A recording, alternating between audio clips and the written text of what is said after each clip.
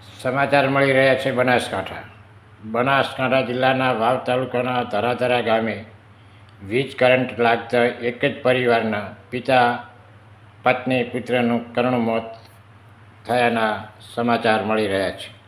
વહેલી સવારે બોર ચાલુ કરવા જતાં આ દુઃખદ ઘટના બની હતી.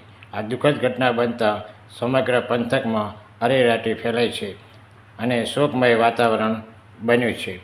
આ પરિવાર ઉપર અણધારી આફત આવતા સમગ્ર જિલ્લામાં શોકમય વાતાવરણ છે.